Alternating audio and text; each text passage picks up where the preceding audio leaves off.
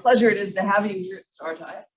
I think this may actually be the first time I've met you in person, although you may have been to events that I've been before and we never actually interacted, but I've interacted with you a lot on Zoom in the past couple of years. So as you know, Star Tides is a worldwide knowledge sharing network that is devoted to fostering sustainable resilience. And our theme for our annual tech demo this year, which is our 15th annual capabilities demonstration, is sustainable resilience in a world of interconnected disruptions. So when we're talking about interconnected disruptions, I think immediately about climate change and about how some of our biggest disruptions come from climate change and create a cascading series of disruptions to one thing that disrupts another thing that disrupts another thing. And so you fit right in with this year's theme. So, and you also fit in that climate change has always been a big focus of Star Tides because it creates a lot of the pressures that we seek to alleviate or generate resilience to. So, but one of the biggest anti-resilient factors, one of the things that makes it the hardest is denial and complacency. And people think, oh, we have time, or they think, oh, this isn't real, or climate has been changing for thousands of years, so what's the big deal? And you hear people still saying these things even after all the wildfires and all the floods that we've been seeing and the hurricanes that we've been seeing over the past few years. So as an expert in climate change communication, how do we penetrate this wall of denial? How do we penetrate the complacency and get people to realize that we need to do something? Well, you go right to the question, don't you? Easy questions, right? Okay, I want to take a step back, if I may, but I want to make sure I speak to the denial and complacency challenge that you just posed to me. Sure. But let me just introduce myself by saying I am first, foremost, and always a public health professional. Okay, so for 42 years now, I have worked in public health. Communication, strategic communication is my core competency, and my research. I've been both a researcher at times, a government official at other times, in the private sector at other times, yet again.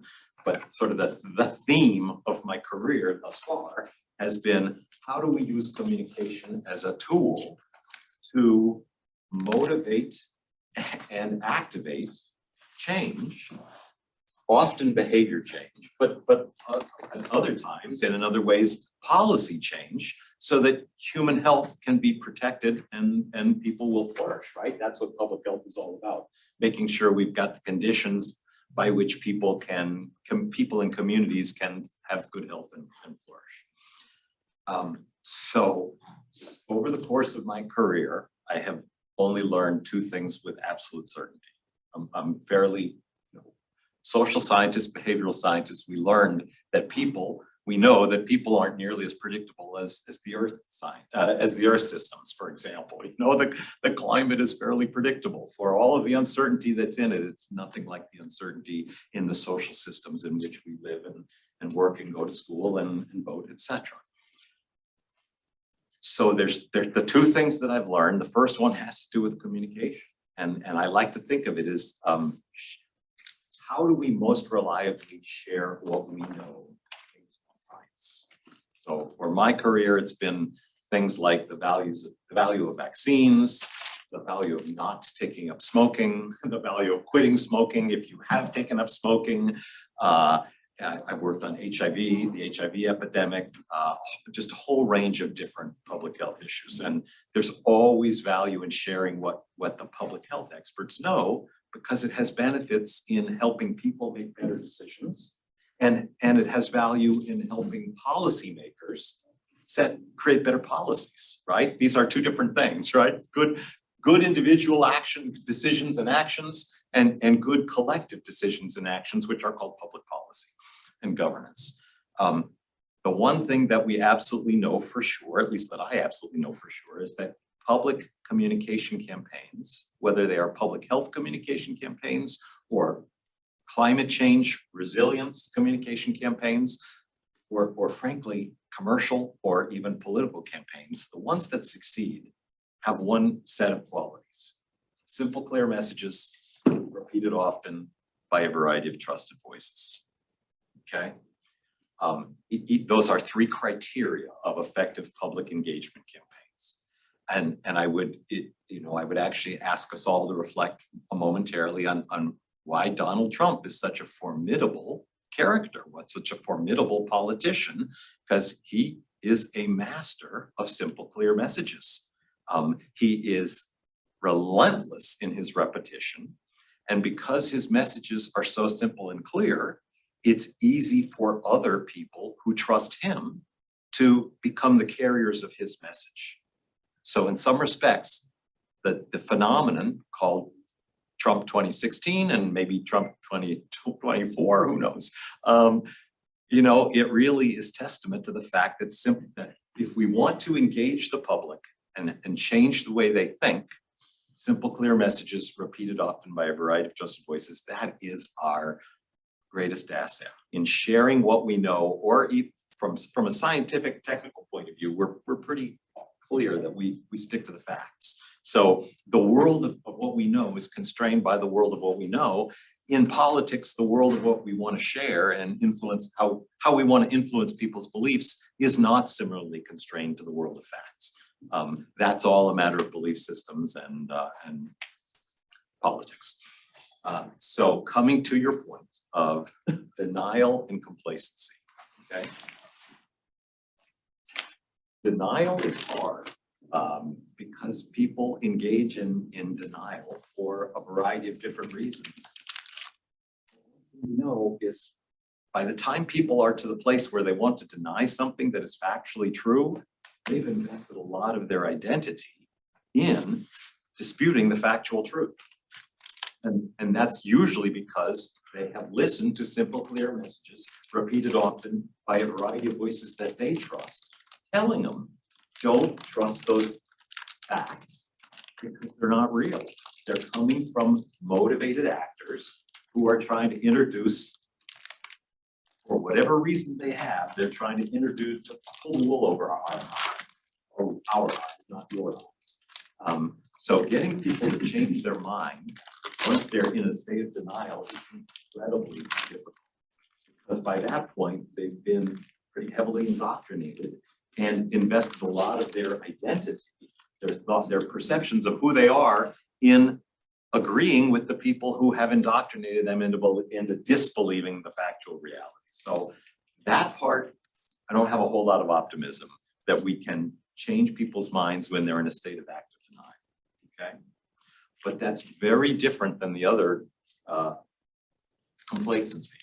And I would suggest I won't suggest, I will tell you fact full on, because this is part of my day job, is I poll, I conduct a random poll of Americans every 6 months with a colleague at Yale. We call it the Climate Change in the American Mind polling project. So we've been tracking every 6 months since 2008 when I came to Mason. And I can tell you absolutely for certain that relatively few Americans deny the realities of climate change. About 1 out of 10 feel really strongly that climate change is either in one way or another is a hoax. It's either not real, or it's real, but it's not human caused. Or even if it is real and human caused, it's not really serious anyway. And the kinds of policy responses that we might enact to deal with it would be much worse than the problem itself. And that's about 1 out of 10, at most 2 out of 10. The other 8 out of 10, they are more likely in the complacency stage. They are a totally different group of people, much more easy to engage with them. I will actually tell you that when we started this poll, about, I guess, 7 out of 10 Americans could be aptly described as being in the complacency stage. But their complacency was driven by the fact that they saw climate change as a distant threat. It's not that they disputed the reality of climate change. They just saw it as a distant risk. Distant in space, somewhere else, not here. Some other country, not my country. Distant in time, 2100, not 2022. And ultimately distant in species. Polar bears, plants, penguins, and polar bears, yeah, sure, absolutely. People, and these systematic misunderstandings, misperceptions of the realities of climate change and the need to respond to it, that's what is largely driving the functional complacency. Pretty easy.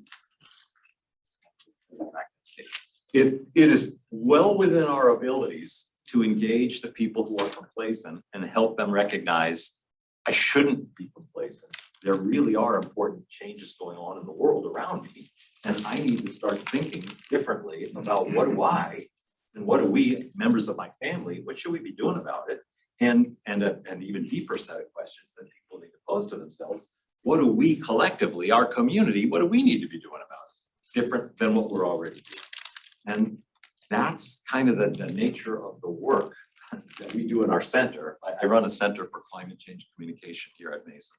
And part of we call ourselves a think and a do tank. The think part is we do the research to gauge what the public understands about climate change. And that's how I know 10 years ago, 7 out of 10 Americans were in a stage of complacency. Now it's probably down to about 4 out of 10, because 3 out of 10 are in a stage of active sense of urgency. We call them the alarmed group, the alarm segment of the public. They have grown enormously over the past 5-10 years. Our think and do tank, the do part is we build these public engagement programs. We test them out in a small scale to see if they work. And if they work, we try to scale them up and so that they're available and take, trying to change public understanding, trying to dismantle the complacency at a national level. I'm going really kind of deep into answering your one question, but it was such a good question. I want to do it justice. So the one program that I am most proud of at our center that we run out of our center is called Climate Matters. It's a program that supports TV weathercasters as local climate reporters in communities around the country. And the reason why we're focused on supporting TV weathercasters is because our survey, our Climate Change in the American Land survey, the first one we ever conducted in the fall of 2008, showed us that TV weathercasters are trusted voices across America on the issue of climate change. And our next survey was of TV weathercasters, and we essentially asked TV weathercasters, well, what are your views of climate change? And are you currently educating your viewers about the local implications of climate change? Again, trying to dismantle that notion of climate change as a distant problem. And if you're not doing that, would you like to do it? And 10 years ago, when we first surveyed, 12 years ago, when we first surveyed weathercasters, we learned that half of the broadcast meteorology community in America were in a stage of, I'll use your term, stage of denial. Half of them, much more, only one or 2 out of 10 Americans at large were in a stage of denial. Half of the broadcast meteorology community was in a stage of denial. Today, almost none of them. And half of America's broadcast meteorology community works with us in this Climate Matters program. And we have, by working with them, by embracing them as a community of practice, they are now 100 times more likely than they used to be educating their viewers about the local implications of climate change in their community. Which has shown this is part of what is driving this, what I call the Great Climate Awakening in America. We've published studies showing a direct relationship between how much they are reporting on climate change as a local problem and how engaged people are, how alarmed they are, coming back to that term, and how engaged they are and how much they support policy responses. So finally, to reiterate, not too much we can do about the London denial, other than maybe start to engage the people in their social networks so that you get horizontal influence. Yeah, but that was very much a community. That was the community changing itself. The silent majority, they weren't such a majority, the silent half gotten very much more vocal once we started to support them in educating their viewers about the realities of human-caused climate change. There's just one other insight, and then that's the end of my answer to your first question. I'm sorry. It was such a good question. The one other insight has everything to do with Aretha Franklin. She sang about R-E-S-P-E-C-T, respect, right? She sung about the importance of respect in interpersonal relations. That idea that showing each other respect is important is we learned that to be so true in our work with others.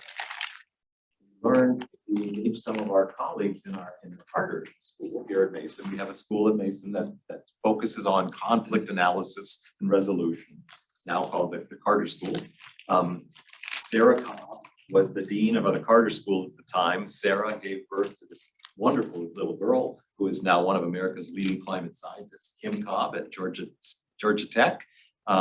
So I engaged Sarah and I said, Sarah, I have this feeling, I know there's this problem of conflict within the broadcast meteorology community. What can you help me try to unwind that conflict? And she hosted a series of conflict mediation sessions with leading broadcast meteorologists around the country.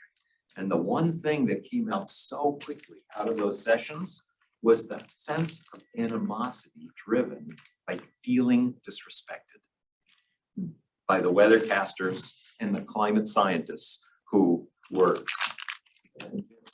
on the evidence that human-caused climate change is a reality.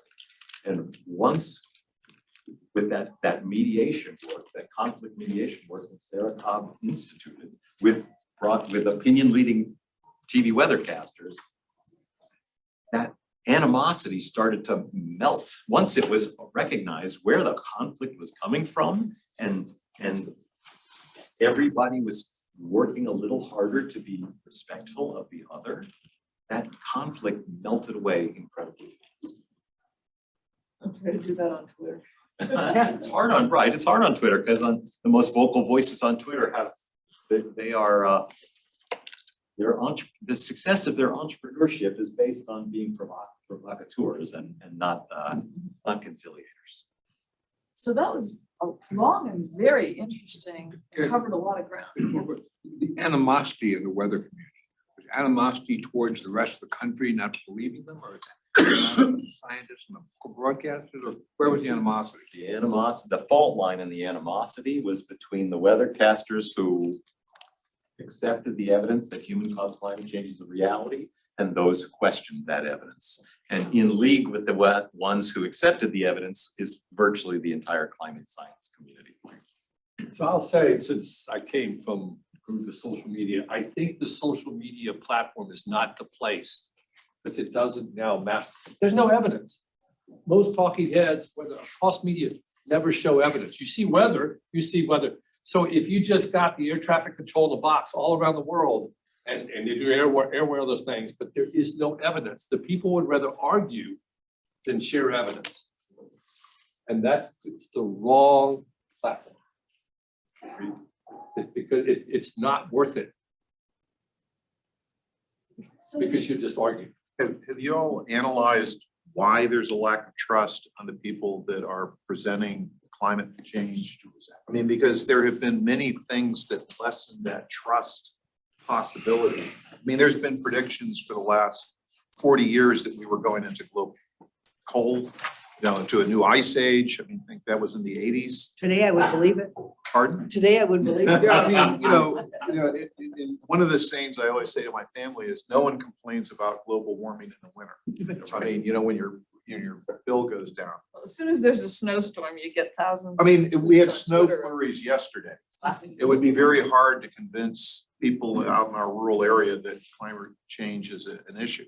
But have you analyzed from your center those things that lessen the trust?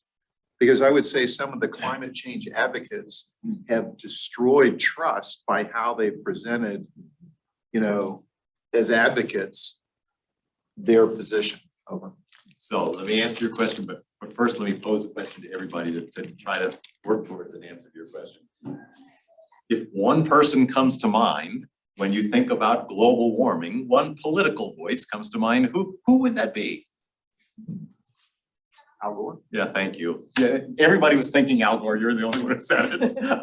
So yes, your point is absolutely well taken. Along with inventing the internet, which destroys his argument for climate change, you know? Right, so what I can tell you based on facts is that in the late 1990s, when Al Gore went off to Kyoto to negotiate the Kyoto Protocol on behalf of the US, there was virtually no difference at all between the way conservatives and liberal Americans thought about the issue of climate change. 2 out of 3, both parties across the political continuum were convinced that climate change, they thought it was real. Nobody knew anything about it, but back in the late 90s, there just was no political divide on the issue. But Al Gore comes back. Bill Clinton's enormously unpopular among conservative Americans. This became it was very badly managed. A science issue, rather than becoming a science to policy issue, became a science to politics issue. Just like COVID. Just like COVID, although that happened really fast, whereas on climate change, it happened incrementally over a couple of decades. With COVID, it happened, almost overnight. So the question, but that once the damage is done, once you've got people who now have invested, who are convinced that what is factually true is not true, it's really just a Trojan horse, if you will. Power grab. A Trojan horse for a sciencey sounding Trojan horse for a political power grab. It's really hard to unwind that situation, because that's what we call the culture wars, right? And I'm working, myself and my colleagues in my center, we're working really hard to try to take the issue of climate change out of the culture wars, because we're just in a world of pain if that's where it lives. And we're, as I said, with the Weathercaster project, and we've got a big project with medical societies and doctors around the countries, and another project that my dear friend Bob Inglis, former 6-term member of Congress, a Republican from South Carolina, he's got an outreach project in our center trying to reach out to other conservative Americans to convince them that being on the wrong side of science, climate science, is bad for the party, bad for the country, and bad for the world. So we got all of our oars in the water, rowing as hard as we can with one real purpose. We never describe it this way on our website or anything, but really the purpose is to try to extract the issue of climate change from the culture wars in America and to a much lesser degree around the world. Yes. Do you think there are some? No, I'm inside listening to this. Got into the culture wars, was moneyed interests trying to push it that direction? I do. And how do you get around that? Let me give you an answer. I don't have an answer. In reality, the fossil fuel industry is the biggest, baddest industry on the face of the planet. It's been an incredible wealth producer. It has gotten human civilization to where it is today. I don't dispute any of that. Human civilization would not be where it is today in any way, shape, or form if it weren't for fossil fuels. But they've outlived their utility for us, and they're pushing us towards, totally destabilizing human civilization and the ecosystems on which all human life depends. So how do we try to challenge them and get them to change sides, change the nature of their business? I don't know the answer to the question. I will tell you one thing. We just did a study about 2 months ago in support of this medical society consortium that we've built. We now have 41 medical societies we work with who are our members. It's called the Medical Society Consortium on Climate and Health. And one physician from rural Wisconsin, his name is Joel Charles, wonderful man, who whenever I speak to him on Zoom, it's on like his days off, and he's wearing his overalls, and he's been out there, slopping the pigs or whatever. I don't know what he does, but he is clearly a farmer when he's not treating patients. And Joel said, Ed, I feel like we're playing too nice. Me and my medical colleagues, we're being too polite. We have to call out the opposition, the very people who are working to counteract what we're working to put in place, which is better public policies that will protect our health, our climate, and ultimately create fairer, more equitable communities. And so he challenged me to do a study where he and I wrote a little essay, a little one-page essay that I'll call it the Climate and Health Narrative. And literally the top of the essay, it said, this was written by a group of concerned health professionals, which is a true statement. The group was two of us, a doctor from Wisconsin and a public health guy from Fairfax.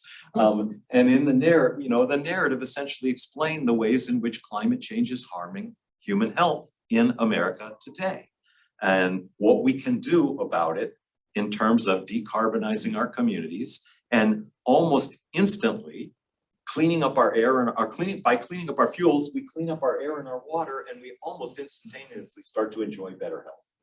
And we tested two versions of this essay, one in which we didn't talk about fossil fuel CEOs and their lobbyists at all, and another one where we pointed a finger directly at them. Fossil fuel CEOs, their lobbyists, and the politicians who are in their back pockets are trying to stop us from putting in place making these changes.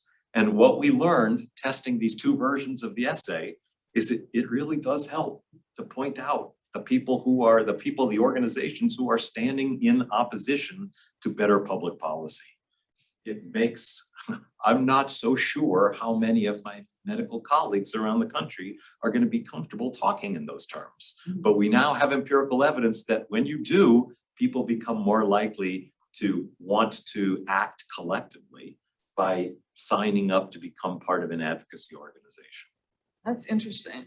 So that's a segue to another question that I've been thinking about ever since you talked about this idea of simple, clear messages, which is that you have to go to college for 4 years to learn enough science to be a really good climate scientist. And many of them go to graduate school and get PhDs.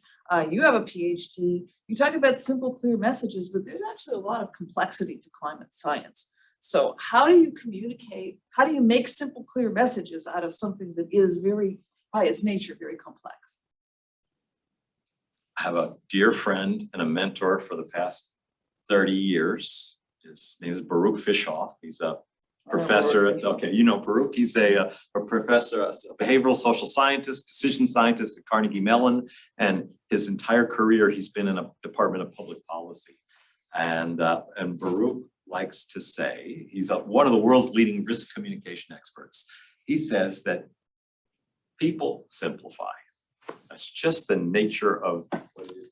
The world is complex, but to cope with complexity, we as people, we have to simplify and make decisions. And so he says, from a risk communication perspective, we just have to accept the fact that people simplify, and our goal should be to help them simplify appropriately. Okay, which is really a nice way of thinking about the challenge. We don't have to take people and train them to think the way we think based on 2 or 4 years in 4 years of college and 2 or 4 more years of graduate school. We can just change our goal, not to make them experts, but to help them reach appropriate conclusions. This is what we know about the 5 key truths about global warming that differentiates the people who are in a state of denial from the people who on the other end of the continuum are what I've called alarmed, people who are really are deeply concerned about the state of our climate. The 5 key, the single biggest predictor as to where somebody falls on that continuum, and we call that continuum, by the way, global warming 6 Americas. We've identified 6 distinct groupings of people, ranging from a group we call the dismissive on one end to a group that we call the alarmed on the other end. They used to be each about 1 in 10 Americans. Now, as I said before, the dismissive is about 1 in 10, and the alarmed is like a third, more than 3 in 10. But there's 5 key truths about global warming that predicts where people fall in that continuum.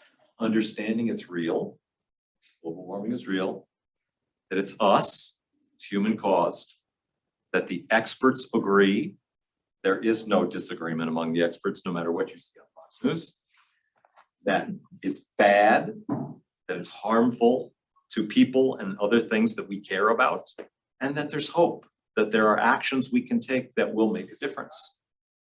Those are 5 simple, clear messages. It's real, it's us, experts agree, it's bad, and there's hope. That's 5 key truths about global warming expressed in 10 words. And we know from our research that those are the 5 most important key truths that people need to understand in order to want to roll up their sleeves and get involved in supporting solutions. So you can put that in a tweet. We should all tweet it every day. I treat it almost every day. Yes, I do. Mhm. Well, the And rest of us should a lot of retweet other you. people, fortunately, a lot of other people like those 5 key truths so much they tweet I it too. retweet you a lot. Going back to the trusted voices, we find that in all of our resilience work, that you need to find, you can't just go in there as, I have a PhD and I'm smarter than you, so I'm going to tell you how to run your life. You have to go into a community and you have to find people within the community. It has to be their idea. And maybe you're providing them with resources, some expertise they might not have, but you're working with them. But you have to make sure that they own this idea, or it's not going to take off, no matter how good it is for them or how good you think it is for them. So we call these people trusted interlocutors. We try to identify trusted interlocutors in a community so that we can work with them and have them be kind of intermediaries with the rest of the people in the community. And so that resonated with me when you talked about that. And it sounds like your meteorologists were a group of trusted interlocutors to the communities that they serve. So how do you find trusted interlocutors, and how do you engage them in coming up with a workable path forward? Because I can't say that second word, I call them opinion leaders, local opinion Opinion leaders is leaders. probably better, because if we're talking about simple messages, interlocutors is a bad one. So yes, and actually, coming back to the weathercasters, we not only chose them because they were trusted in their communities, and we learned that trusted on as a source of information about global warming in their communities, a fact that we learned from our surveys, but we actually started this work, this Climate Matters program, with one TV weathercaster in Columbia, South Carolina. He's the first one who worked with us to develop stories about how climate is changing, how global climate change is impacting conditions in Columbia, South Carolina. And we chose him because he was a senior and a highly trusted member of the broadcast meteorology community nationwide. Everybody knew Jim Gandy. Everybody respected Jim Gandy because he's a great guy. He's a really good meteorologist, and he'd been the chief at his station for a very, very long time. And so, we actually went and we found a trusted, an opinion leader in the broadcast meteorology community, because we knew that if it worked for him, his success would be more likely to bring others in the broadcast meteorology community along. The next 10 people we chose to work with were also all chosen because they were trusted opinion leaders in the meteorology community. I want to come back to my earlier career in public health. And by the way, I still consider myself totally in the field of public health, climate change, public health. We cannot disaggregate these things. But way earlier in my career, I worked on the HIV epidemic. And this man I had that opportunity to work with in the early 90s, a man named Jeff Kelly, a medical professor from Wisconsin, he, in the very earliest days of the HIV epidemic, when safe sex wasn't yet a thing, but it was really important for safe sex to become a thing real fast, we were going to stem the tide of the HIV epidemic. He went to gay bars in rural Mississippi, where he lived at the time, and he just watched the social dynamics of people in these bars. And he approached the men that seemed to be the most popular guys in the community. And he introduced himself as who he was. I'm Jeff Kelly. I'm a professor at Jackson State, and I'm working on HIV prevention, and I'm hoping that you will, agree to work with me to use your obvious popularity in this community for the benefit of all the people in your community. Would you, agree to sort of proselytize using condoms, safe sex? I'm totally changing topic on you guys, but go with me. There's a point here.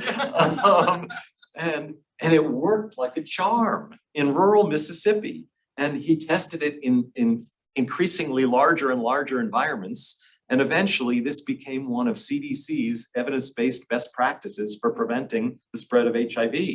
Go into a community, find the popular people, the trusted Interlocutors. thank you, and ask them to use their special position in their community for the benefit of community members. And what they found, the lesson of this is most people are really kind of tickled, they're flattered that you have recognized them as a person of who holds a special social standing in their community. And most people want the best for members of their community. So if you ask them to help, many people will in fact help. And those are the secret sauce that you found in your work. But you have to have a methodology to actually find those people, and you have to have the wisdom to go and knock on their door and ask them most respectfully, would you help? So then let's move to what can we do? You said there's hope. So how do you craft public policies and get people moving in ways that will realize that hope? So earlier I said I've learned two things in my career. The first one was the importance of simple, clear messages repeated often by a variety of trusted voices. And that's the secret sauce for sharing what we know, what is factually true, at least what the current state of the science says is factually true. The other thing that I've learned is if you want to change people's behavior, don't focus less on trying to change people, because people don't like it when you try to change them. They just don't. They have all kinds of, we have all kinds of defense mechanisms, and we use them all the time when people try to change our behavior. Anybody who has a spouse knows what I'm talking about. And so what I've learned, the better approach to trying to change people's behavior is change the behavior instead. Use your resources to make the behavior easier, more fun, and more popular. And there's a whole lot of social science behind each of those, but you asked me a question about policy. How do we get better policies in place? I am right now spending a lot of my time on trying to figure out how do we make it easier for policymakers in our communities, in our state legislatures, and on Capitol Hill. How do we make it easier for them to adopt public policies that are in the public's well-being, that are in that will actually help us stabilize our climate, or keep our climate as stable as we can, and create the conditions whereby, as a public health person, human health is not needlessly harmed by our changing global climate. And I'm absolutely convinced we have to make it easier for them.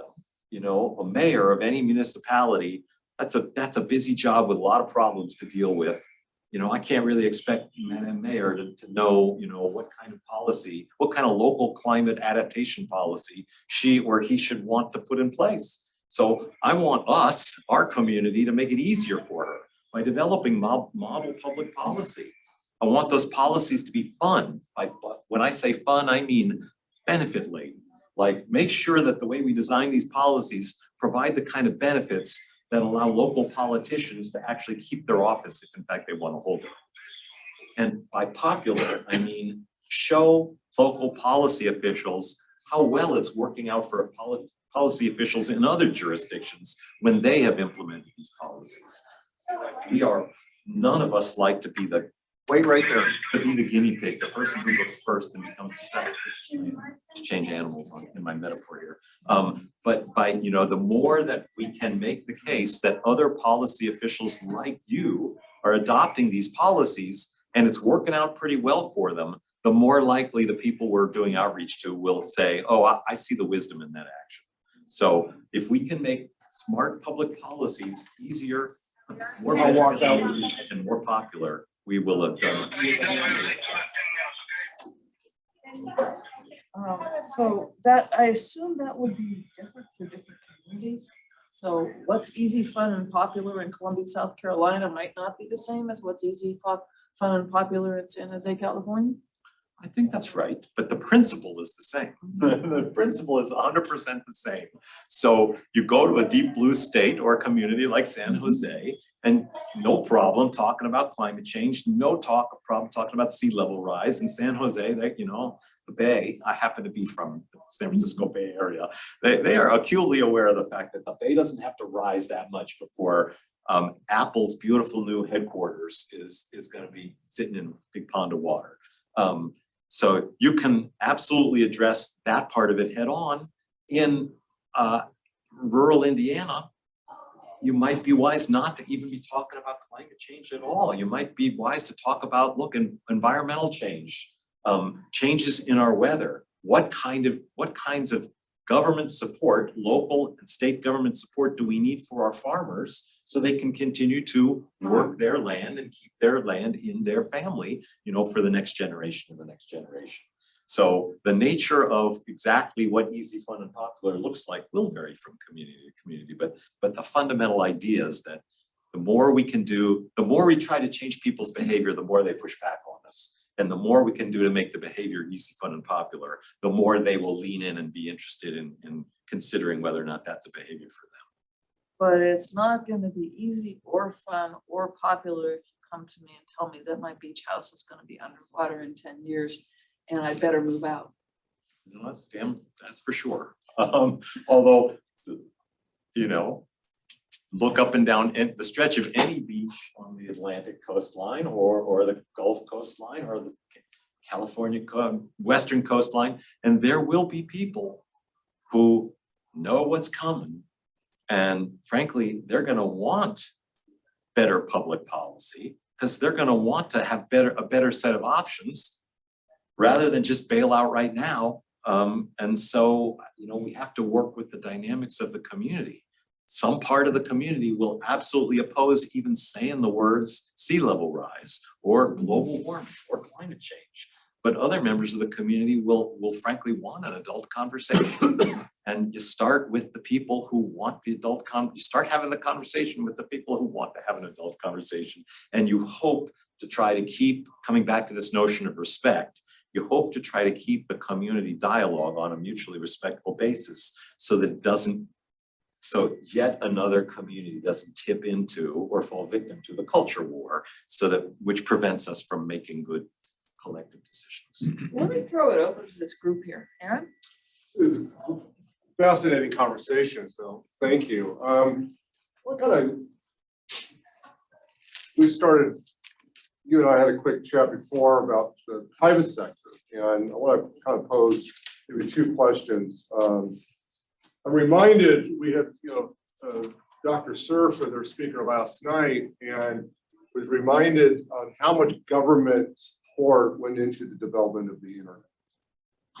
And then there's this little political pressure about, should we have government support supporting climate tech? But then the European Union, with their stimulus that's being spread out over the next 5 years, is really focusing on climate technology, innovation, commercialization, both on the private sector side as well as building resilience for communities. So I'd like to get your thoughts. That's one, if I may, your thoughts on that, where the opportunities are, what mistakes are being made, on both sides. And then also the notion of ESG. When I started my career, ESG was very much a marketing ploy. I remember a large coffee company in the Pacific Northwest that I was involved with. Their ESG was originally in the marketing department, but it's changed. And you talked about fossil fuel companies, and I'd like to get a sense of what you think we're headed with ESG. Part of that question also is that Business Roundtables redefine stakeholder to include not just the shareholders, but also the community, whole area that's been brought in lately, and then the risk of greenwashing in the corporate side. So I'd like to get maybe some of your communication. So a lot there, but don't need to respond to all of it, but just whatever you see. Yeah, well,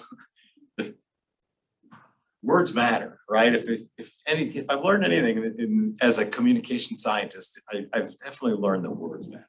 way we talk about ideas matters a lot. We conducted our, I guess this was the fall of 2019, maybe, we conducted our fall survey, and we happened to, right in when the first sort of public conversations were happening about the Green New Deal.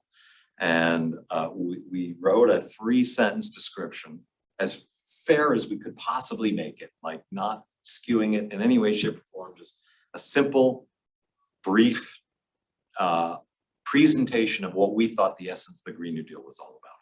And we asked people who responded to our survey, to what degree do you oppose or support or oppose this idea?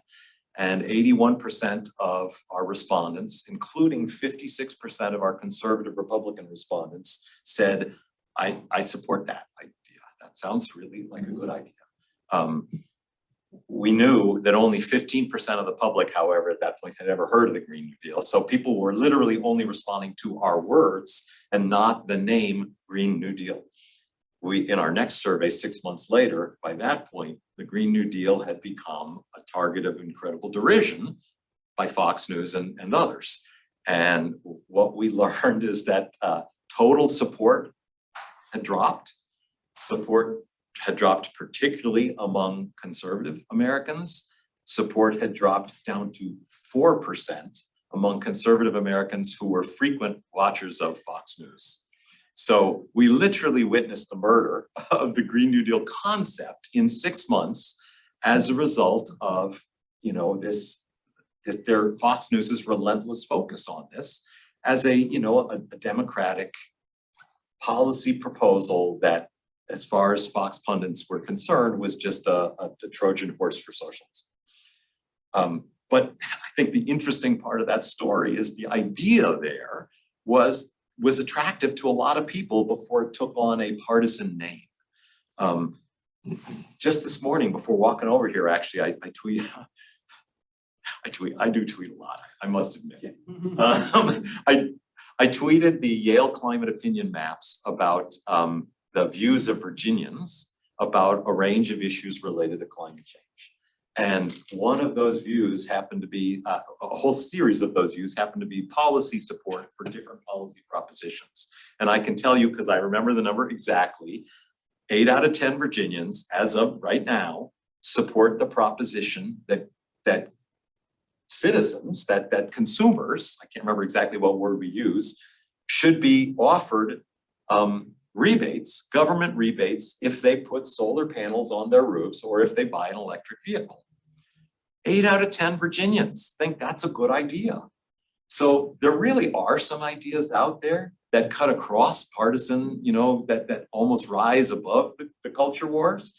And there are ideas that would rise above the culture wars if some aspect of them, like the name Green New Deal and the fact that only Democrats supported it, didn't tank it. So I feel like what I know about Americans' views based on our polling work and other research is we really can come together on these issues, and we really can have better public policy on how to support industry developing solutions to our problems. But we have to do it smartly in a way that doesn't just steer blindly right into that culture war and sink an otherwise good idea. So, we're forming a thing called Ops Lens to try to put evidence into this, whatever this is.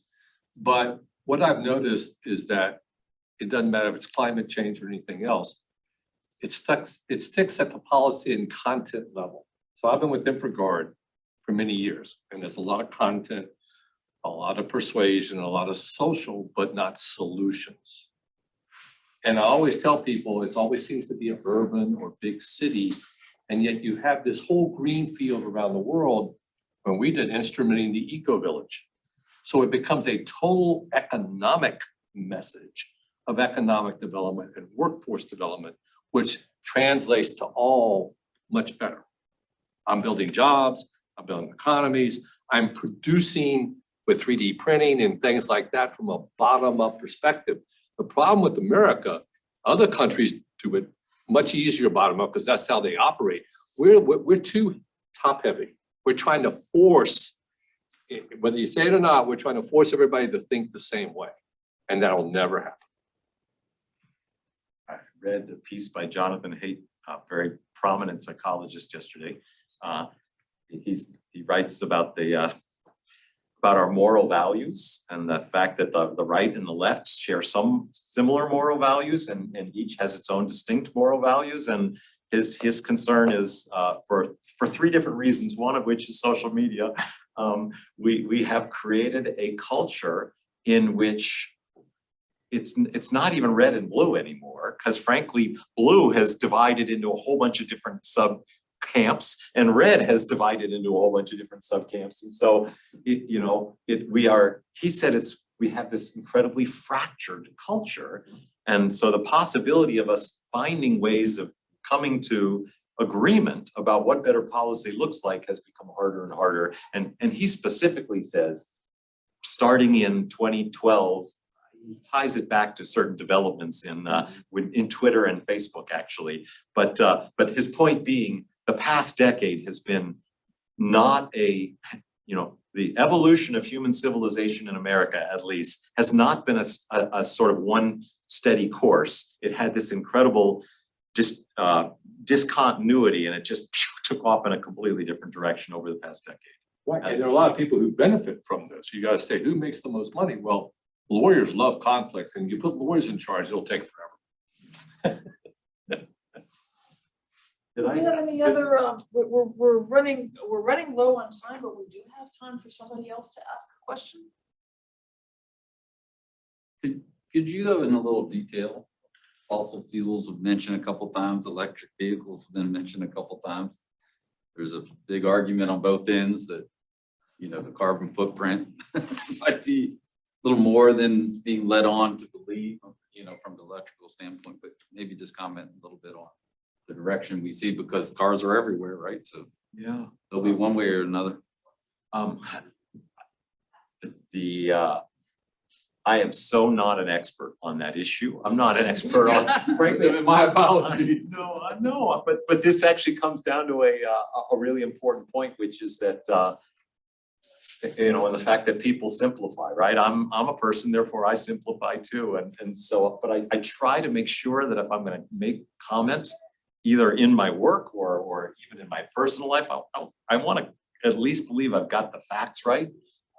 So I do look to people who are experts on that issue, and they certainly make what looks to me as a non-expert to be a compelling case that even when we fuel our cars primarily with coal-fired power, electricity generated at a coal-fired power plant, that there's still a clear climate advantage to going to electrifying our vehicle fleet. When we move the nature of the electricity that charges those batteries away from coal-fired power and towards, wind and solar and what have you, then it becomes a hands down climate benefit of electrifying the fleet. So just again, full admission, I'm not an expert, but when I do read people who look like the best experts to me, they make a very compelling case that this is the right direction. I'm a student at Syracuse University. One of my research projects is looking at smart grids, and with the advent of adopting more and more solar technology, these smart communities, namely like Austin, Texas, San Diego, Colorado, Ithaca, New York, it kind of puts more strain on the belly of the duck curve as well. So how do you envision also informing policy on restructuring our microgrids to kind of mitigate that burden when the sun comes down and the spike goes on for all those utility companies that come on? How do we account for that? I am so not an expert in what you just asked me about that you mentioned a curve that I didn't even recognize the name of that curve. So I got nothing for you there. Sorry. Yeah, his expertise is in climate change communication, not in the technical details of how do we mitigate climate change. But let's see, there was one other person I thought that had their hand up.